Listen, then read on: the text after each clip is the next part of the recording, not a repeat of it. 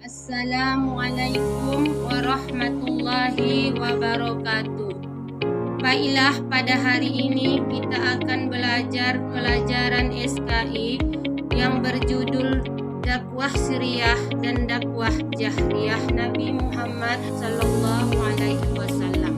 Anak-anak, sebelum kita memulai pelajaran, sebaiknya kita membaca doa belajar terlebih dahulu. Bismillahirrahmanirrahim. Rabbi zidni ilman warzuqni fahman waj'alni minas solihin. Yang artinya, ya Allah, tambahkanlah aku ilmu serta berilah aku kemampuan untuk memahaminya, serta jadikanlah aku termasuk golongan dari hamba-Mu yang soleh. Amin. Capaian pembelajaran.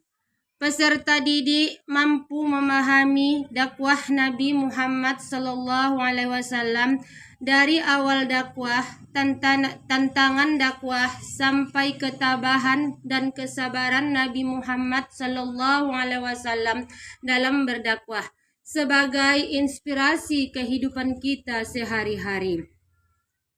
Tujuan pembelajaran. Peserta didik mampu menganalisis latar belakang dakwah Rasulullah sebagai pribadi yang sabar dan tabah dalam menghadapi rintangan dan tantangan dari kafir Quraisy.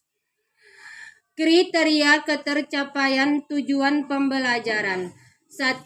Peserta didik mengamati latar belakang dakwah Rasulullah secara siriyah dan jahriyah.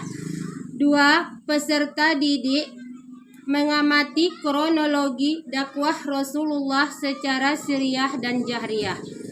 3. Peserta didik mengorganisasi data diri hasil pengamatan latar belakang dakwah Rasulullah secara siriyah dan jahriyah. 4. Peserta didik mengorganisir data diri hasil pengamatan kronologi dakwah Rasulullah secara siriyah dan jahriyah. 4. Peserta didik menyusun pertanyaan dan melakukan penyelidikan latar belakang dakwah Rasulullah secara siriyah dan jahriyah.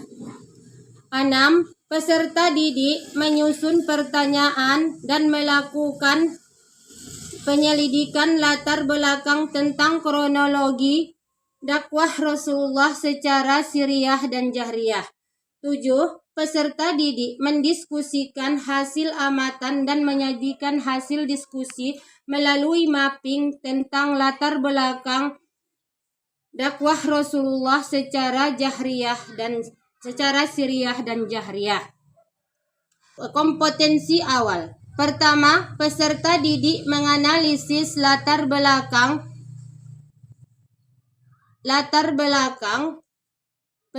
dakwah Rasulullah secara siriyah dan jahriyah. 2. Peserta didik memahami dan mengkonstruksi kronologi dakwah Rasulullah secara siriyah dan jahriyah. Latar belakang. Apakah kamu tahu arti dari secara siriyah dan jahriyah? Dakwah Rasulullah secara siriyah adalah dakwah secara sembunyi-sembunyi. Dakwah ini dilakukan selama 3-4 tahun di rumah Arqam bin Abil Arqam. Dengan dakwah ini Nabi Muhammad berdakwah kepada tetangga sendiri, kerabat serta sahabat dekat. Tahukah anak-anak siapa mereka? Yaitu 1. Khadijah binti Khuwailid, istri Nabi Muhammad. 2. Ali bin Abi Thalib, saudara sepupu Nabi Muhammad. 3. Abu Bakar Asy-Siddiq, sahabat dekat Nabi Muhammad. 4. Ummu Aiman, pengasuh Nabi Muhammad.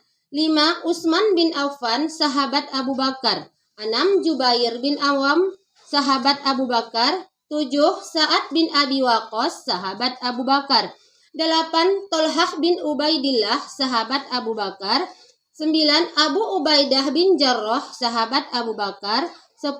Arqam bin Abil Arqam, sahabat Abu Bakar. 11. Zaid bin Harisah, anak angkat Nabi Muhammad. Berdakwah secara jahriyah atau terang-terangan. Firman Allah yang berisi perintah untuk berdakwah secara terang-terangan adalah surah Al-Hijr ayat 94. A'udzu billahi minasyaitonir rajim. Bismillahirrahmanirrahim. Fasda' bima tu'maru wa a'rid 'anil musyrikin. Artinya, maka sampaikanlah Muhammad secara terang-terangan segala apa yang diperintahkan kepadamu dan berpalinglah dari orang yang musyrik. Kesimpulan materi kita hari ini adalah 1. Nabi Muhammad menerima wahyu pertama dari malaikat Jibril di Gua Hira. 2. Waraqah bin Naufal menyampaikan bahwa Nabi Muhammad adalah nabi terakhir yang diutus oleh Allah Subhanahu wa taala. 3. Surah Al-Mudatsir ayat 1-7 yang memerintahkan bahwa Nabi Muhammad untuk berdakwah kepada umat manusia. 4. Dakwah secara sembunyi-sembunyi ini dilakukan selama 3-4 tahun. 5. Orang pertama masuk Islam disebut as-sabiqunal awwalun. 6. Dakwah secara sembunyi-sembunyi dilakukan di rumah Arqam bin Abil Arqam. 7. Nabi Muhammad memiliki akhlak yang sempurna. Beliau selalu sabar, mudah memaafkan dan menebarkan kasih sayang. 8. Beliau memberikan teladan kepada kita untuk selalu sabar dalam A. Menjalankan ketaatan, B. Menjauhi kemaksiatan, C. Menghadapi musibah. Sampai di sini dulu materi pokok pembahasan kita. Sekian dan terima kasih. Assalamualaikum